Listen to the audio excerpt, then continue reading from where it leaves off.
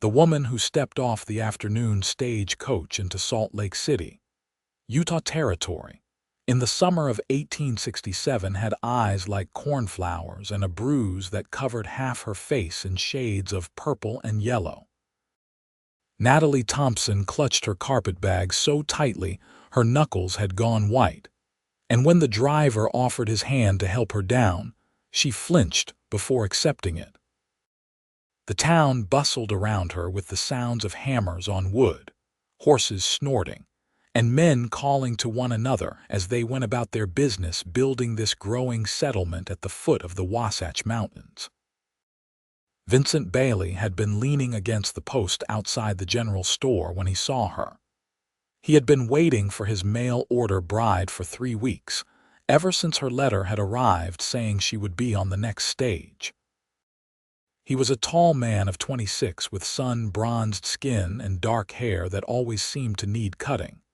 His hands were calloused from years of ranch work, and his heart had been lonely for even longer.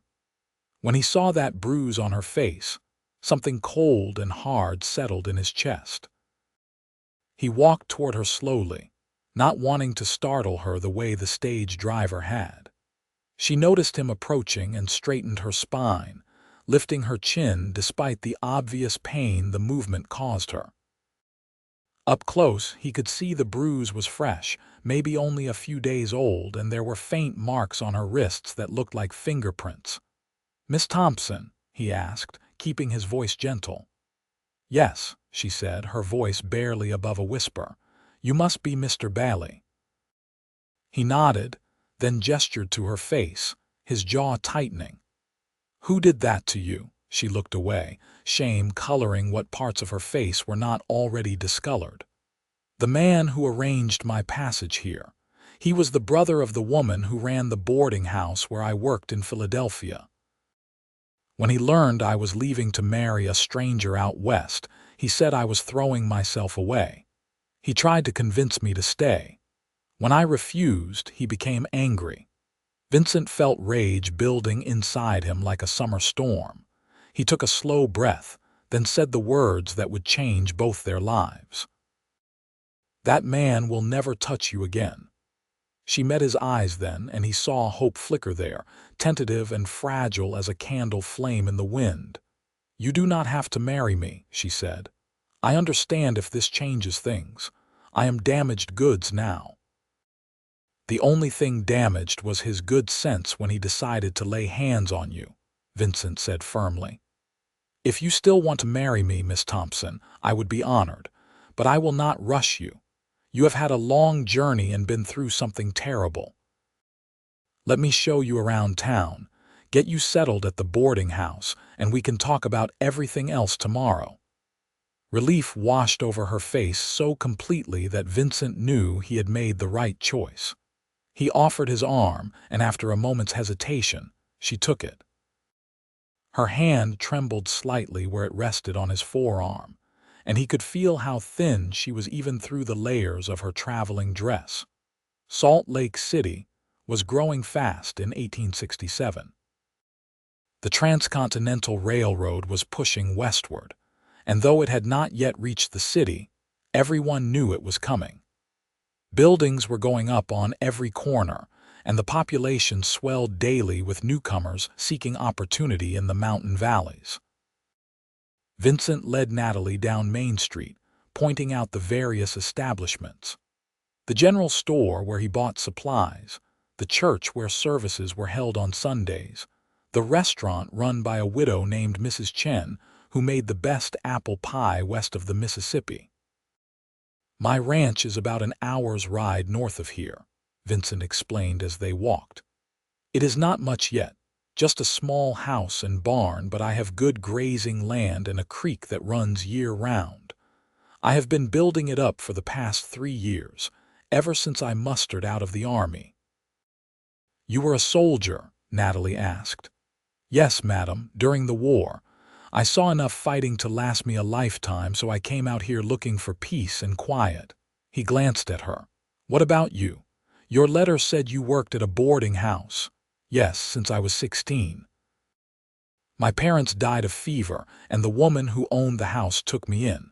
She was kind, but her brother was not. He started paying too much attention to me about a year ago. That is when I decided to leave. I saw your advertisement in the newspaper, and your letter seemed so honest and hopeful. I thought perhaps I could start fresh somewhere new. They reached the boarding house, a neat two-story building painted white with blue trim. The proprietress, Mrs. Morrison, was a stout woman in her 50s with sharp eyes and a no-nonsense manner. She took one look at Natalie's face and clucked her tongue. "Get that girl upstairs and settled," she told Vincent. "I will bring up some cool compresses and my special salve. That bruising will heal faster with proper treatment." Vincent thanked her and carried Natalie's bag upstairs to a clean room that smelled of lavender and fresh linens. Natalie stood in the doorway, looking around with wonder. "It is lovely," she said softly. "You rest tonight," Vincent told her. "I will come by tomorrow morning and we can have breakfast at Mrs. Chen's restaurant. Then, if you are feeling up to it, I would like to take you out to see the ranch. No pressure about anything else.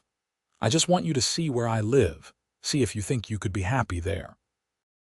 She turned to him, her good eye glistening with tears. "You are being so kind. I do not understand why." "Because kindness costs nothing and you deserve it," he said simply. "Sleep well, Miss Thompson." He left before she could say anything else, tipping his hat to Mrs. Morrison on his way out. Once outside, he walked directly to the marshal's office.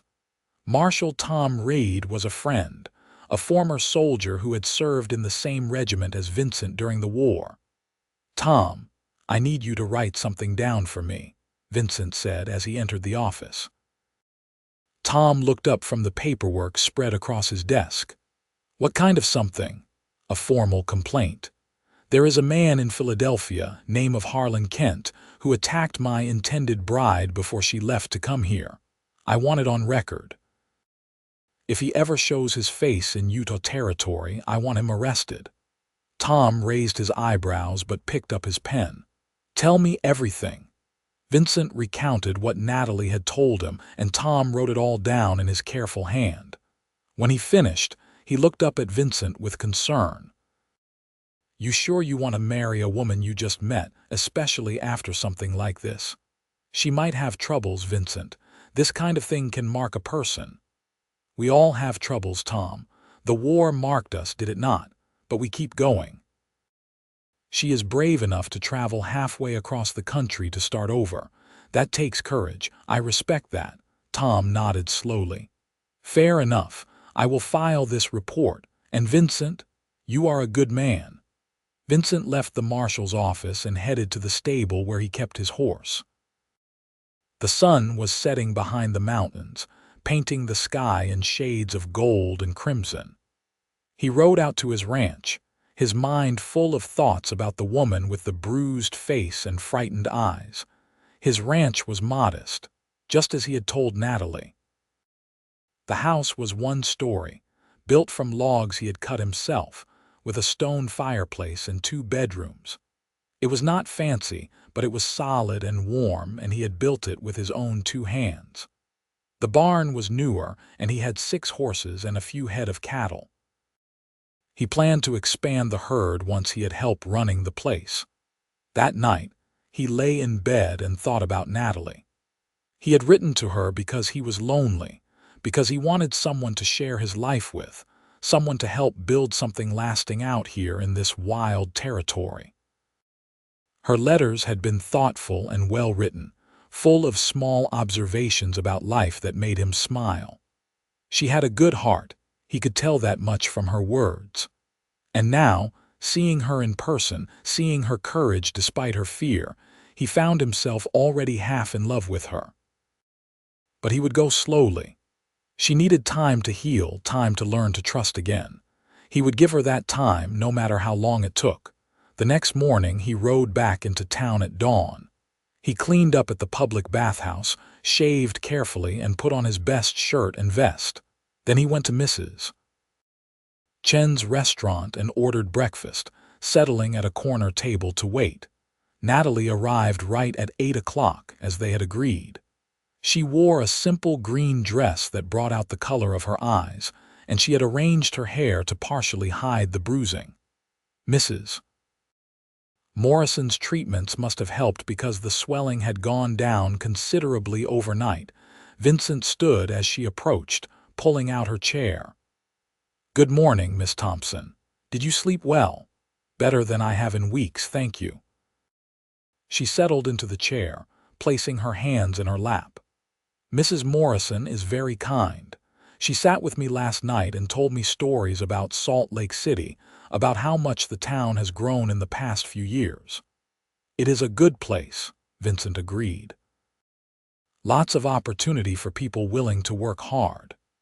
Mrs. Chen brought out plates of eggs, bacon, and fresh bread with butter. Natalie ate carefully, as if she was not quite sure she was allowed to enjoy the food.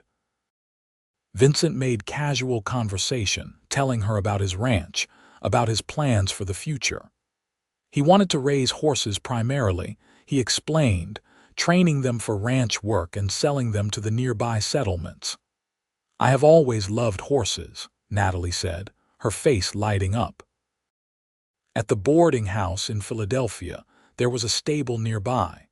Sometimes I would go and watch them in the paddock during my free time.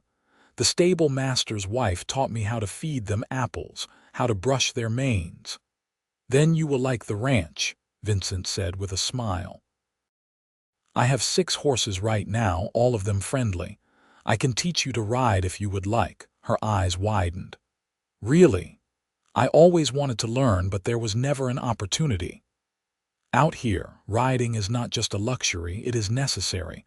The distances are too great to walk everywhere." He finished his coffee and set down the cup. "Would you like to see the ranch today?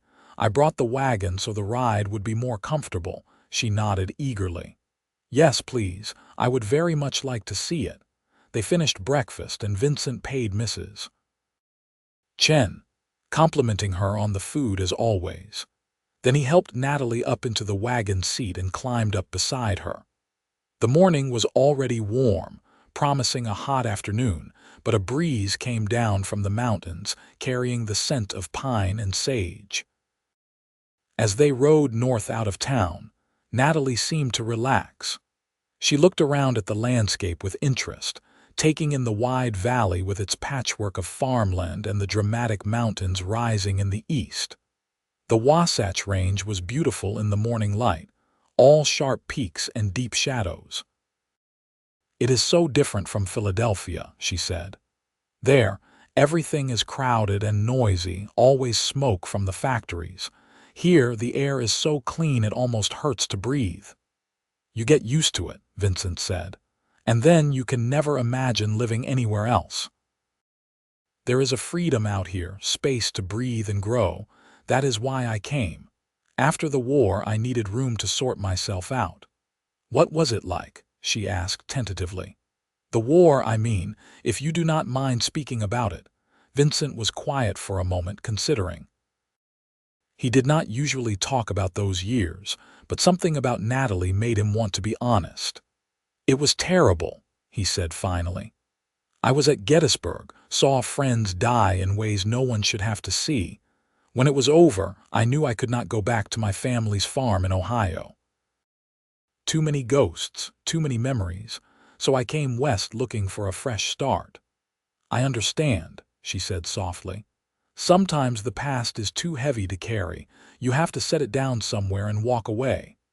They rode in companionable silence for a while. Vincent pointed out landmarks along the way, a particular copse of cottonwood trees, a bend in the creek where he liked to fish. Finally, they crested a small rise, and his ranch spread out before them. It was modest but beautiful in its own way. The house sat in a clearing with the barn behind it and a corral next to that. Beyond the buildings, the land rolled away in gentle hills covered in prairie grass. The creek Vincent had mentioned glittered in the sunlight, running through the eastern edge of his property before disappearing into a stand of aspens. It is beautiful, Natalie breathed. Oh, Vincent, it is perfect. Hearing her use his first name made his heart skip. Come see the house, he said, helping her down from the wagon. He showed her around, feeling suddenly nervous about her opinion. The main room served as kitchen, dining area, and sitting room all in one. The furniture was handmade but sturdy. One bedroom was his, the other was meant to be a guest room but stood mostly empty. The house was clean at least. He had made sure of that before leaving that morning. You built all this yourself? Natalie asked, running her hand along the smooth wood of the table. Most of it. Some neighbors helped with the roof raising. Out here, people look out for each other. When someone needs help, everyone comes running. That must be nice, she said wistfully. In the city, people mostly kept to themselves. You could live next door to someone for years and never know their name. He showed her the barn next, introducing her to his horses. They were good animals, well cared for and gentle. Natalie was delighted, moving from stall to greet each one. One mare, a pretty chestnut named Rosie, seemed particularly taken with her, nuzzling at her hands. She likes you, Vincent observed. Rosie is usually shy with strangers. She is beautiful, Natalie said, stroking the mare's neck. The horse whickered softly, leaning into the touch. They spent the morning walking around the property. Vincent showed her the garden plot where he grew vegetables, the chicken coop with its small flock of hens, the spot by the creek where wildflowers grew in profusion during the spring. Natalie drank it all in, asking questions, making observations. Vincent found himself watching her more than the land, noticing how the sunlight caught in her hair, how her face grew more animated as she relaxed. When the sun was high overhead, they returned to the house. Vincent had packed a lunch in his saddlebags, and he spread it out on the table. Fresh bread, cheese, dried apples, and cold chicken left over from his dinner the night before. As they ate, Natalie grew serious. Vincent, I need to ask you something. Anything.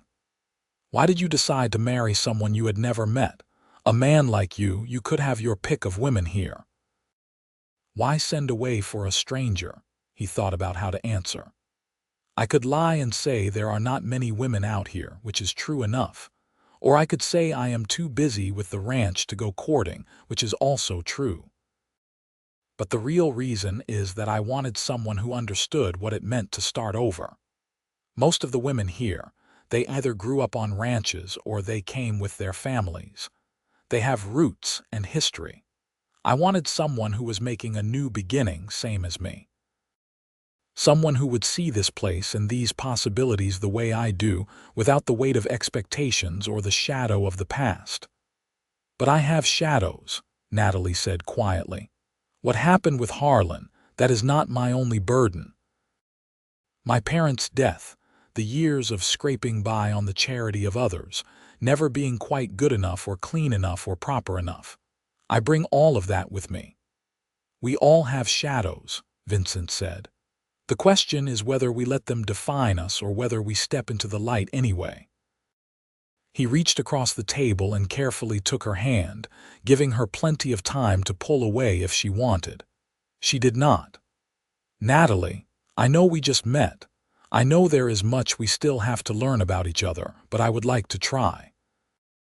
I would like to build something good here, something lasting, and I would very much like to do it with you.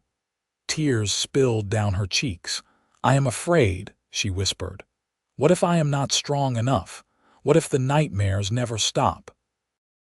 What if I flinch every time you raise your hand, even in kindness? Then I will move slowly. I will give you space. I will wait however long it takes until you feel safe. He squeezed her hand gently. The only thing I will not do is give up on you. She looked at him for a long moment, searching his face for something. Whatever she saw there must have satisfied her because she nodded. Then yes, I will marry you, Vincent Bailey. Joy flooded through him, bright and warm. Truly, truly. but I would like to wait a little while if that is acceptable. Give me time to heal to know you better. Perhaps a month, however long you need, he assured her. We can make the formal announcement today if you like, so people know your place is secure here. But we will wait to marry until you are ready. They finished lunch in better spirits, talking about practical matters. Where Natalie would stay until the wedding, how she would spend her days, what kind of ceremony they wanted. It was decided she would remain at the boarding house, but would come out to the ranch several times a week to help Vincent and continue learning about the property and the work. Over the following weeks, Natalie and Vincent fell into a comfortable routine. She would rise early, help Mrs.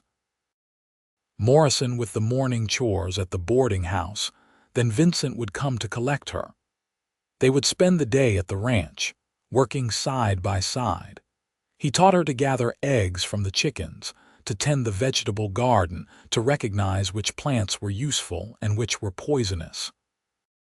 She learned to curry the horses, to mend fences, to cook over the fireplace. More importantly, they learned each other. Vincent discovered that Natalie had a quick wit and a love of reading. She had brought 3 books with her from Philadelphia, treasured volumes she had saved for years to buy, and she read passages aloud to him in the evenings before he took her back to town. He learned that she liked her coffee sweet, that she hummed when she worked, that she had a gift for gentling frightened animals. Natalie learned that Vincent was patient and thoughtful, that he never raised his voice in anger, that his hands were always careful and sure.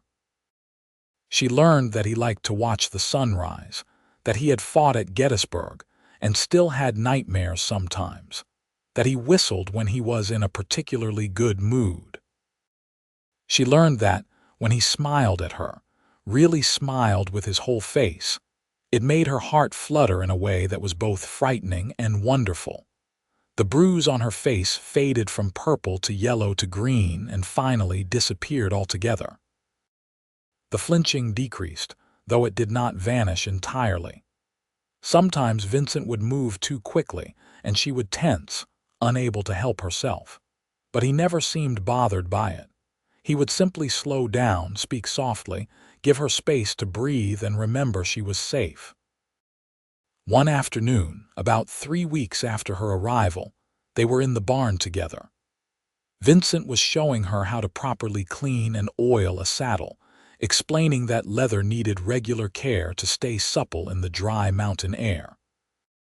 Natalie watched his hands as he worked, noting the way his fingers moved with practiced ease over the leather. "Vincent," she said.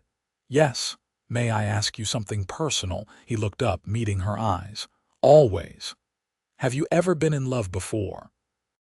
He set down the saddle cloth he had been using and considered the question. "Not the way you probably mean. I was fond of a girl back in Ohio when I was young before the war. Sarah, her name was, but we were just children playing at courting. The war changed me, changed everything. By the time I came home, she was married to someone else, and I was not the same person she had known." He paused. "Why do you ask?" Natalie looked down at her hands. "Because I think I might be falling in love with you, and it frightens me. After what happened with Harlan, I thought perhaps I would never be able to trust a man again. But you make me feel safe. When I am with you, I forget to be afraid. That seems dangerous somehow." Vincent moved closer, slowly and deliberately, giving her time to adjust to his presence. He did not touch her, not yet. "It is not dangerous, Natalie. It is brave. After what you have been through, choosing to trust again takes more courage than most people have." He smiled at her, that warm, genuine smile that made her chest feel tight. "And for what it is worth, I am falling in love with you too. Have been since the moment you stepped off that stage and lifted your chin despite your fear. Really, really. I know I said I would wait however long you needed, and I meant that. But if you are asking whether I have feelings for you beyond simple companionship or convenience, the answer is yes. Very much yes." Natalie took a deep breath. then did something she had not done since Harlan's attack.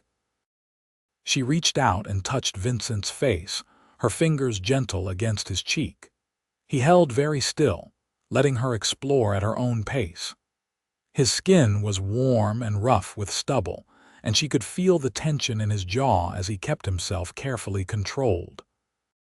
"I would like to move up the wedding date," she said quietly.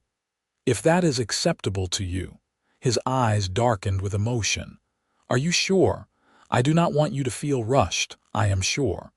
I have spent enough of my life being afraid. I want to start living."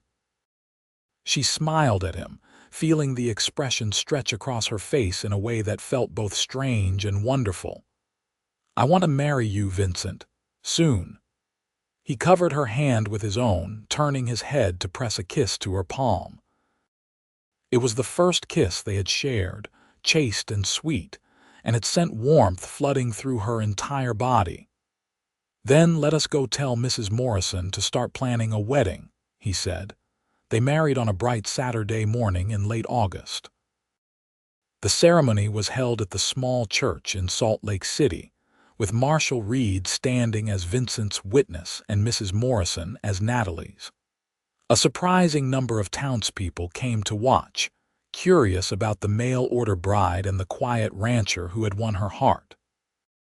Natalie wore a new dress, cream-colored with lace at the collar, that Mrs. Morrison and two other women had helped her sew.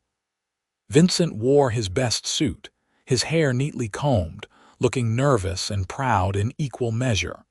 The preacher, Reverend Wilson, kept the ceremony simple and dignified.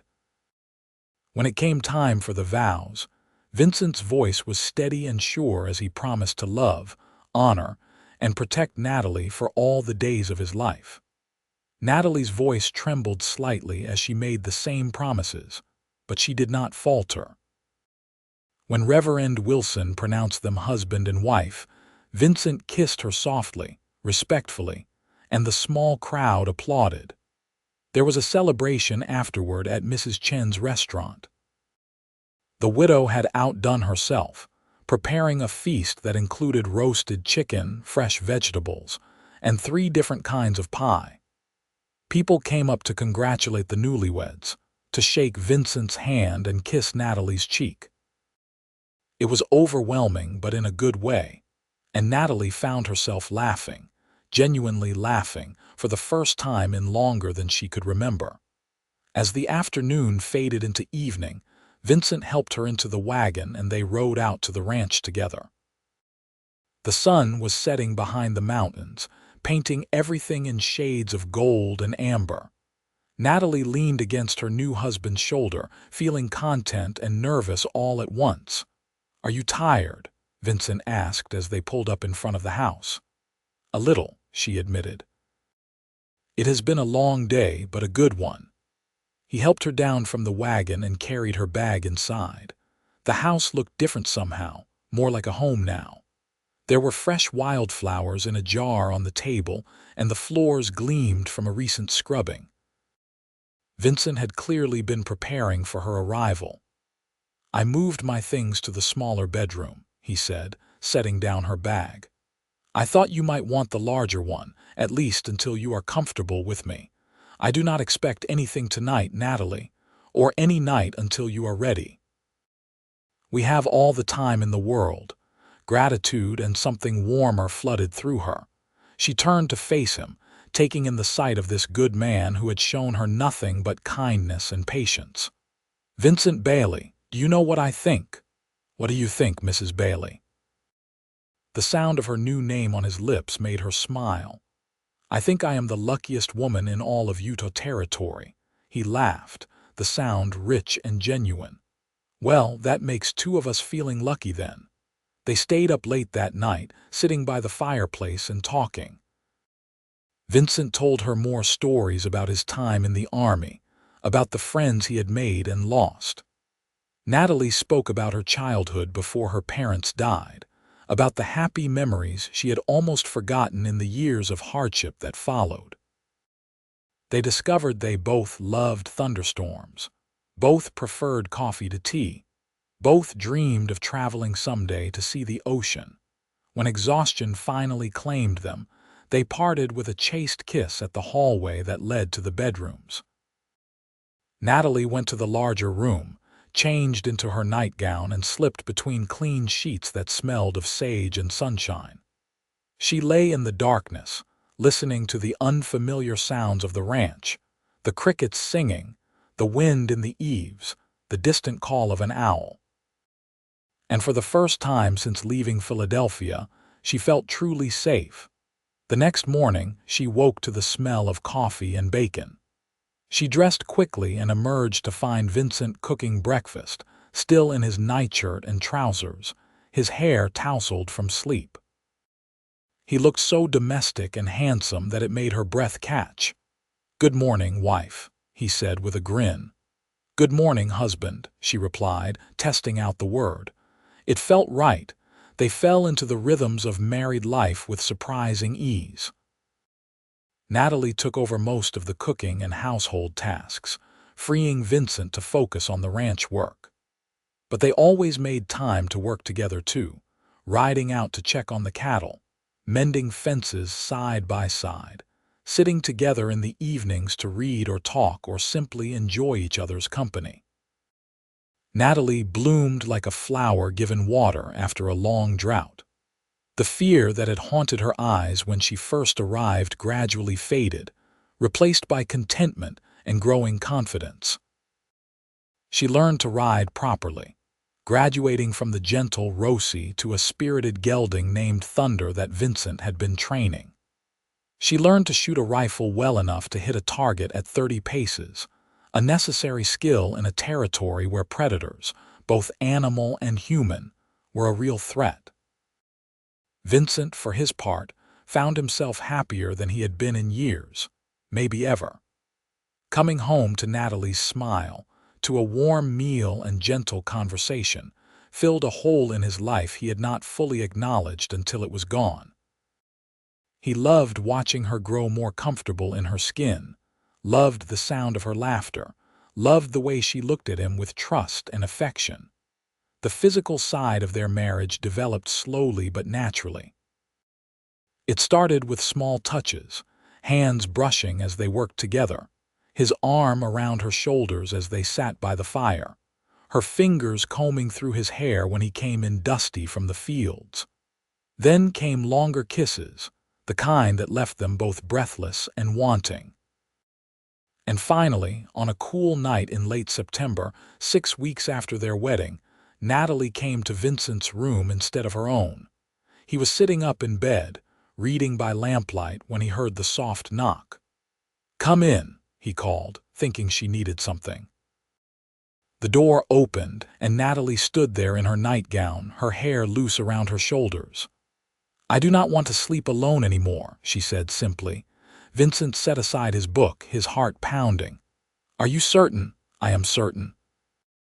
She crossed the room and climbed into bed beside him, her movements tentative but determined. "I love you, Vincent. I want to be your wife in every way." He drew her close, kissing her with all the tenderness and passion he had been holding back for weeks. "I love you too, Natalie. More than I have words to say." Their coming together was gentle and unhurried. Vincent was infinitely patient, attuned to every hesitation, every sigh, every tremor that passed through her body. When she tensed at first, memories of brutality threatening to intrude, he simply held her and whispered reassurances until she relaxed again. They took their time learning what brought pleasure, what felt good, what made them both gasp with wonder at the intimacy of it all. Afterward, Natalie lay in Vincent's arms, her head on his chest, listening to his heartbeat slow. "Thank you," she whispered. "For what? For being patient, for giving me time, for showing me that this could be beautiful instead of frightening." He kissed the top of her head. "There is nothing to thank me for. Loving you is the easiest thing I have ever done." From that night forward, they shared the larger bedroom, and Natalie's healing took another leap forward. The nightmares that had plagued her became less frequent. The instinct to flinch when someone moved too quickly faded almost entirely. She was reclaiming herself, piece by piece, day by day, with Vincent's steady presence as her foundation. As autumn painted the mountains in brilliant gold and red, life on the ranch settled into a comfortable pattern. The cattle were doing well, fattening up on the good grass. Vincent sold 3 of his trained horses to neighboring ranchers, bringing in much-needed cash. Natalie put up preserves from the garden, rows of jars filled with tomatoes, beans, and pickled vegetables that would see them through the winter. They made friends in town and with the neighboring ranches. There was James and Martha Sullivan, who had a spread to the east and 3 boisterous children. There were the Chen family, owners of the restaurant, who invited them for dinner and taught Natalie to make dumplings. There was Marshall Reed, who stopped by occasionally for coffee and conversation, clearly glad to see his friend so happy and settled. One evening in late October, as the first snow dusted the mountain peaks, Natalie realized her monthly courses were late. She waited another week before saying anything to Vincent, wanting to be sure. When she finally told him, they were sitting by the fire, and he had been teaching her a card game he had learned in the army. "Vincent, I have something to tell you," she said, setting down her cards. He looked up, immediately attentive to the serious tone in her voice. "What is it? Are you unwell?" "No, quite the opposite, actually." She smiled at him, suddenly shy. "I think I might be with child." For a moment, Vincent simply stared at her, then a grin split his face so wide it must have hurt. "Truly? You are certain?" "Fairly certain. I have missed my courses and I have been feeling queasy in the mornings. It is still early, but yes, I believe so." He pulled her into his arms, holding her tight. "This is wonderful news, the best news." She laughed against his chest, relief flooding through her. "You are pleased then?" "Pleased, Natalie, I am overjoyed." He pulled back enough to look at her face. "How do you feel about it?" "Frightened," she admitted, "but also happy. I always wanted children, but I was not sure it would ever happen for me. And now, with you, it feels right. Like this is exactly where I am supposed to be." They spent the rest of the evening talking about the future, about names and nurseries and all the things they would teach their child. Vincent was protective but not overbearing, insisting Natalie not overwork herself while still respecting her need to stay active and useful. They told Mrs. Morrison first, swearing her to secrecy, until Natalie was further along and certain the pregnancy would hold. The older woman was delighted, already planning knitting projects and offering advice. Winter came to the mountains with a vengeance, bringing snow that piled high and temperatures that dropped below zero. Vincent had prepared well, though, laying in supplies and weatherproofing the house. He and Natalie spent the long winter evenings in cozy comfort, reading aloud to each other, playing cards, making plans for expanding the ranch once spring came. Natalie's pregnancy progressed smoothly. By January, her belly was beginning to show, and Vincent treated her like she was made of spun glass. She found it equal parts endearing and frustrating, especially when he tried to do all the chores himself. "I am with child, not an invalid," she told him one morning when he attempted to stop her from gathering eggs. "I need to stay active or I will go mad cooped up in this house all winter." "I just worry," he said. "About you, about the baby. I could not bear it if something happened." She softened, going up on her toes to kiss his cheek. "Nothing will happen. Women have been having babies since the beginning of time, but I promise to be careful and not do anything too strenuous." "Agreed, agreed," he said reluctantly. In February, when the worst of the winter had passed, Vincent made a trip into Salt Lake City and came back with supplies and news. He had stopped by the marshal's office, as he always did, to check if there was any word about Harlan Kent. This time, there was. Tom got a telegram from Philadelphia. Vincent told Natalie that evening over dinner. Harlan Kent was arrested 2 weeks ago for assaulting another woman. She pressed charges, and he is going to prison for a long time. Natalie set down her fork, her hand trembling slightly. He hurt someone else. Yes, but this time he will pay for it. The woman who brought charges was from a wealthy family with connections. He picked the wrong target. Vincent reached across the table to take her hand. He can never hurt you again, Natalie. And he will not be hurting anyone else for a very long time. Relief and grief warred in Natalie's chest. Relief that the monster was caged, grief that someone else had suffered. I wish I had been brave enough to charge him myself. You were brave enough to leave, to start over, to build a new life. That takes more courage than most people ever have to muster. Vincent squeezed her hand. You are the strongest person I know. Tears spilled down her cheeks, but they were cleansing tears, releasing the last of the poison Harlan Kent had left in her soul. Vincent came around the table and held her while she cried, murmuring comfort into her hair, strong and steady and unwavering. When spring finally came, it arrived with an explosion of life. The valley turned green almost overnight, wildflowers carpeting the meadows in drifts of purple and yellow and white. The creeks swelled with snowmelt, running fast and clear. The cattle grew sleek and healthy, and several of the cows gave birth to sturdy calves that kicked up their heels in the sunshine. Natalie was in her 7th month now, her belly round and prominent. She felt the baby move constantly, little kicks and rolls that made her laugh with delight. Vincent would press his hand to her stomach in the evenings, his face full of wonder every time he felt his child move beneath his palm. They prepared the smaller bedroom as a nursery, painting the walls a soft yellow and building a cradle from smooth pine. Mrs.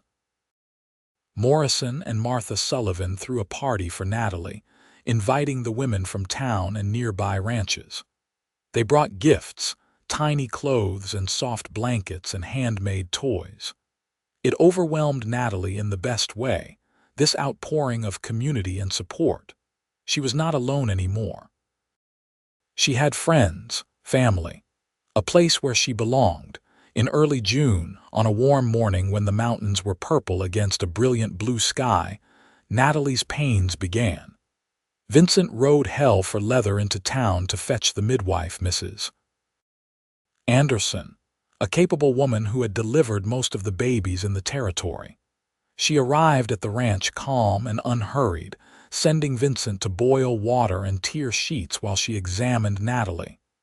First babies take their time, Mrs. Anderson said cheerfully. We have a long day ahead of us, but everything looks good. She was right.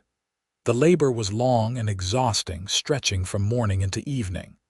Vincent stayed close, holding Natalie's hand during the worst of the contractions, wiping her face with cool cloths, murmuring encouragement. His presence helped, giving her something to focus on beyond the pain. Finally, as the sun was setting and painting the room in golden light, Natalie gave one last tremendous push and their child entered the world.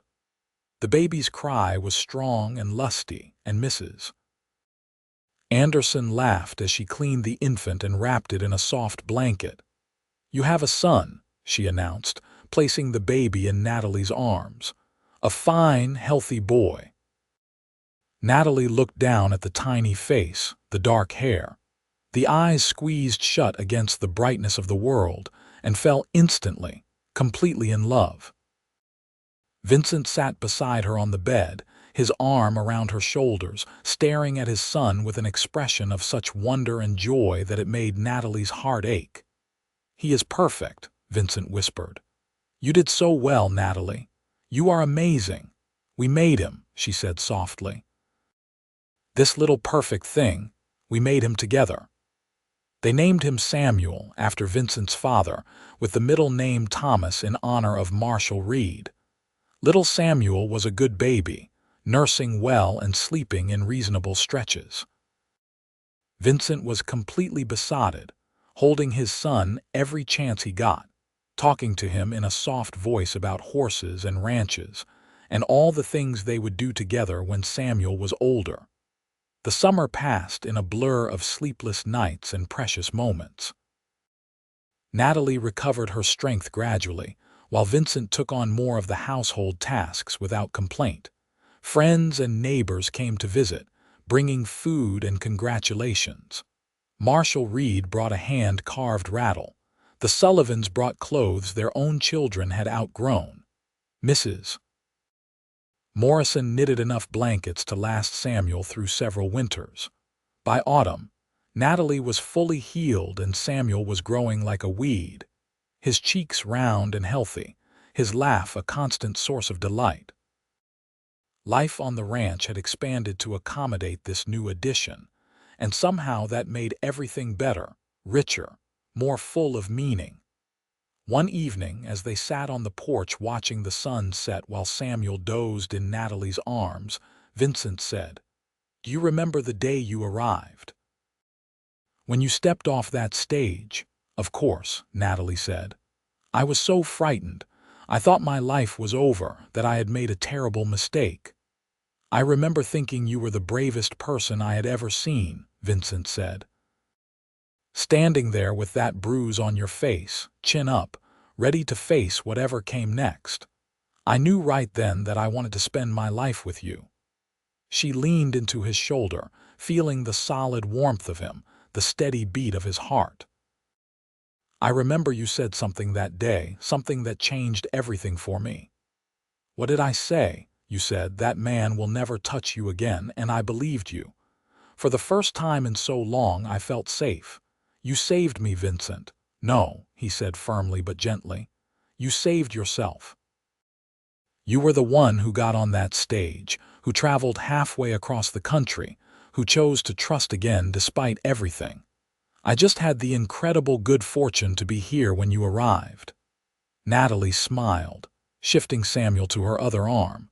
The baby stirred slightly but did not wake. "I suppose we saved each other then.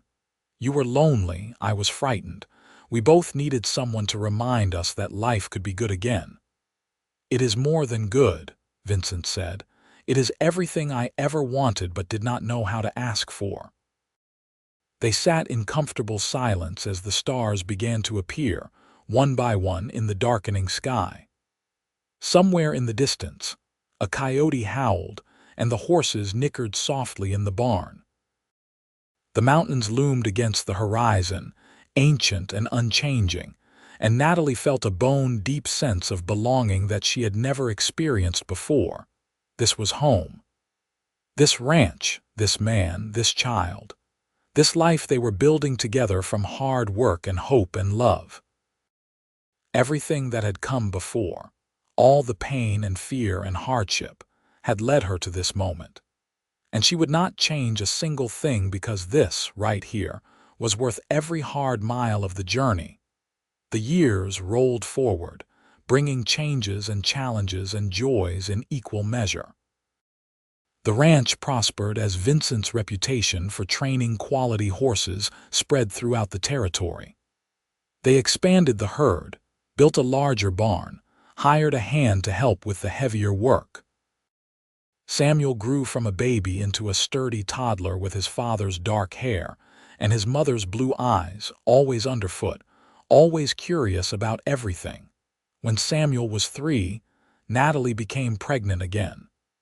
This time, she knew what to expect and faced the prospect with more confidence.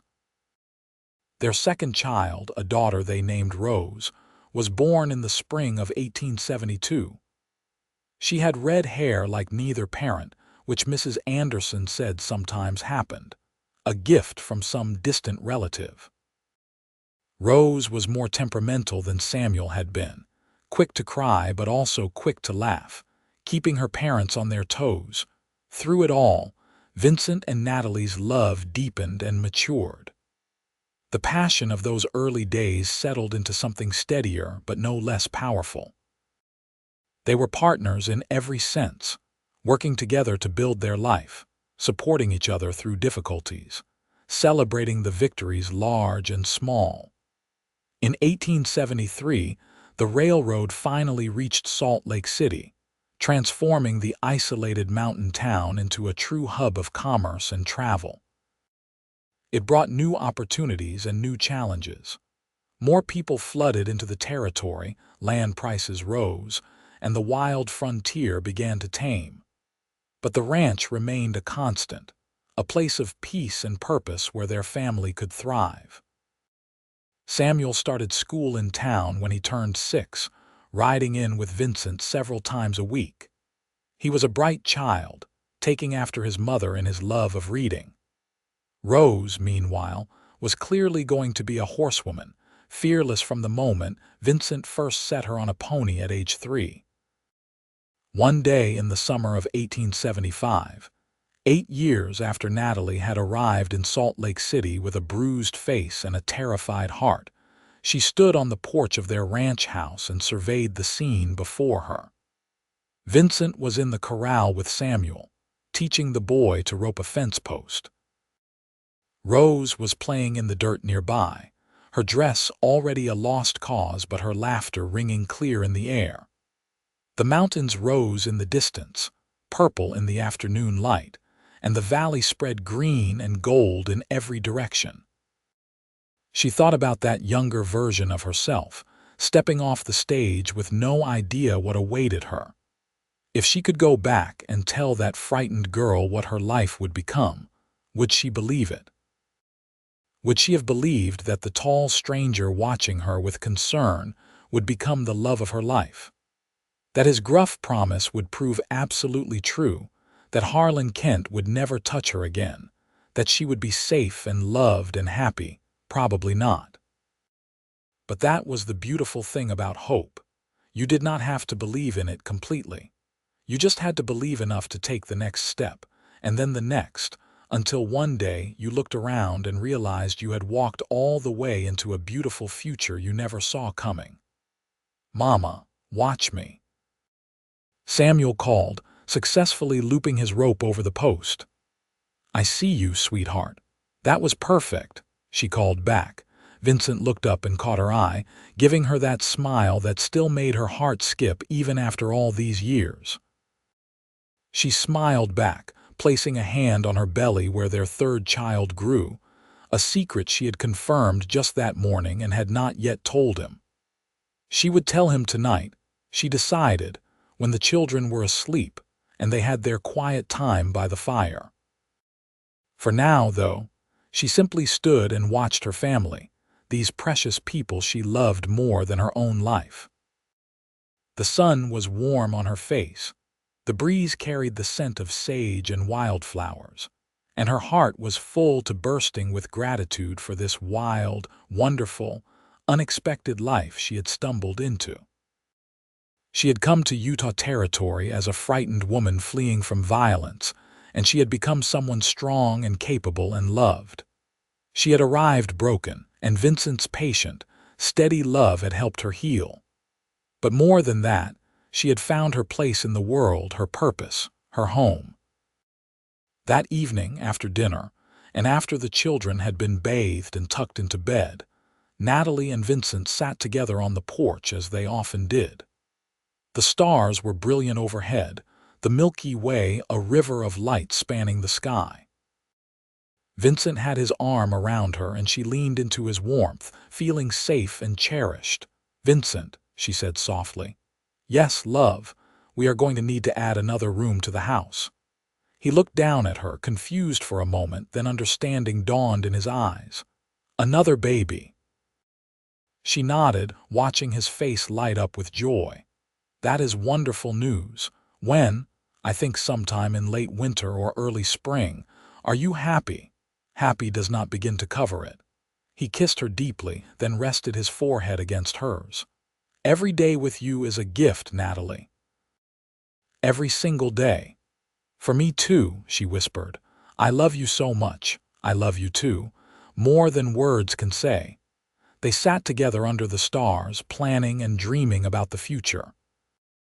They talked about building that extra room, about baby names, about how Samuel and Rose would react to having a sibling. They talked about expanding the horse operation, maybe trying their hand at breeding cattle too. They talked about everything and nothing, content in each other's company. As the night deepened and the air grew cool, they finally went inside, banking the fire and checking on the sleeping children before retiring to their own room. And there, in the quiet darkness, they came together with all the tenderness and passion of two people who had found in each other exactly what they needed. The baby, another son they named William, was born in March of 1876. The birth was easier than the others, and William proved to be a calm, easy child who rarely fussed. Samuel and Rose adored their new brother, fighting over who got to hold him and help care for him. The years continued their march forward, each one bringing new adventures and challenges. Samuel grew into a thoughtful young man who wanted to study law, requiring them to scrimp and save to send him to school in Denver. Rose became every bit the horsewoman they knew she would be, with a gift for training difficult animals that rivaled her father's. William, the baby, showed signs of having inherited his mother's love of books and his father's patience, a combination that served him well. Through it all, Vincent and Natalie's partnership remained the foundation of everything. They aged together, lines appearing at the corners of their eyes, silver threading through their hair. But the love between them never dimmed. If anything, it grew stronger with each passing year, tempered and tested and proven true. Vincent never raised his hand in anger, never gave Natalie reason to fear him. He kept the promise he made that first day, unspoken but absolute, to be the kind of man she could trust. And Natalie, for her part, brought light and warmth into his life, healing the wounds the war had left on his soul, giving him the family and purpose he had been searching for. In 1887, 20 years after Natalie had stepped off that stage with a black eye and a terrified heart, they celebrated their anniversary. Their children were grown or nearly so. Samuel was practicing law in Denver but came home often. Rose had married a neighboring rancher and lived close enough to visit regularly. William, at 11, was still at home but already talking about becoming a doctor. They held a party at the ranch, inviting all their friends and neighbors, many of whom had been part of their lives for 2 decades now. Mrs. Morrison, elderly now but still sharp as ever, made a toast that had everyone laughing and crying in equal measure. Marshall Raid, retired but still living in Salt Lake City, told embarrassing stories about Vincent's early days trying to learn ranching. Mrs. Chen, whose restaurant had become an institution, brought enough food to feed an army. As the party wound down and the guests departed, Vincent and Natalie found themselves alone on the porch once again, the familiar mountains rising against a sunset sky. They sat in the rocking chairs they had bought years ago, holding hands, watching the day fade into night. 20 years, Vincent said softly. It seems like yesterday and forever ago at the same time. I know what you mean, Natalie replied. Sometimes I can hardly remember the woman I was when I arrived here. She seems like a stranger to me now. Not a stranger, just a different version of you. The seed that grew into the amazing woman beside me now. She smiled, squeezing his hand. We have had a good life, have we not? The best life, he confirmed. Better than I ever imagined possible. You remember what you said to me that first day? She asked, even though she knew he did. They had talked about it many times over the years. I said that man would never touch you again, Vincent said quietly, and I meant it. I would have torn him apart with my bare hands if he had ever come near you. I believed you, she said. That was the moment I started to heal. Not because you were threatening violence on my behalf, though I appreciated the sentiment, but because you saw me as someone worth protecting. After everything that had happened, I did not feel worth much of anything. But you looked at me and saw value. That made all the difference. You always had value, Natalie. You always will. You are the strongest, bravest, kindest person I know. I am honored that you chose me, that you trusted me enough to build this life together. They sat in silence for a while, comfortable and content. The stars began to appear, one by one, the same stars that had shone down on them 20 years ago, 30 years ago, always constant, always there. "We should probably go inside," Natalie said eventually. "The night air is getting cold." "In a minute," Vincent said. "Let me just sit here with you a little longer, looking at the stars, holding your hand. This is my favorite thing in the whole world." "Mine too," she agreed, settling back into her chair. And so they sat together as the darkness deepened and the stars multiplied overhead. Two people who had found each other against all odds, who had built something beautiful and lasting from pain and hope and love. Two people who had promised to stand by each other through all the days of their lives, and who had kept that promise day after day, year after year. Behind them, the house they had built together stood warm and solid. Around them, the land they had cultivated spread out in every direction. Above them, the mountains rose eternal, bearing witness to their love story. And in their hearts, gratitude and joy and a deep, abiding peace that came from knowing they had found exactly where they belonged. The story of how a broken woman and a lonely man became a family, became partners, became each other's salvation and greatest joy. The story of how violence and fear transformed into safety and love.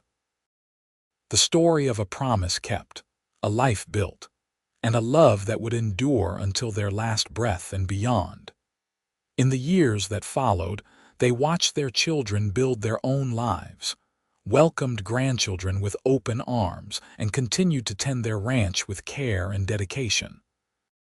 They faced hardships, weathered losses, celebrated triumphs, always together, always united. And when they were very old, sitting on that same porch where they had spent so many evenings, they looked back on their long life together with no regrets, only gratitude. Natalie lived to be 73, passing peacefully in her sleep with Vincent holding her hand. He followed her just 6 months later, unable to imagine a life without his beloved partner, his best friend, his wife. They were buried side by side on a hill overlooking their ranch, where the wildflowers bloomed every spring, and the mountains stood guard in eternal silence. Their children and grandchildren kept the ranch going, maintaining it as a testament to the love story that had begun there so many years ago. And sometimes, on clear nights when the stars were particularly bright, family members sitting on that old porch swore they could feel the presence of Vincent and Natalie, still there, still together, still watching over the land and the people they loved. It was a story that got told and retold through the generations, of the mail-order bride who arrived with a black eye and the cowboy who promised she would never be hurt again. A story of healing and hope, of courage and commitment, of love that conquered fear and built something beautiful that lasted for generations. And though the world changed and time marched forward, the essence of their story remained the same, a reminder that sometimes the most broken people find the strongest love, that sometimes the darkest moments lead to the brightest futures, and that sometimes a single act of kindness and a simple promise can change two lives forever. The ranch still stands today, passed down through the Bailey family, a living legacy of Vincent and Natalie's love. And on the gate leading up to the main house, there is a plaque that reads simply, "Built on love, grown with hope, sustained by faith. Vincent and Natalie Bailey, 1867. Their story ended the way all good love stories should, with a life well lived, a love fully realized, and a legacy that continued long after they were gone. They had taken their broken pieces and made something whole. They had taken their fears and found courage. They had taken a chance on each other and discovered that sometimes, just sometimes, the universe conspires to bring exactly the right people together at exactly the right time. And so the story of Vincent Bailey and Natalie Thompson Bailey came to its close, not with an ending but with a continuation, their love living on in the children they raised, the land they tended, and the example they set for what real, true, lasting love could be when two people committed to seeing it through, no matter what challenges came their way.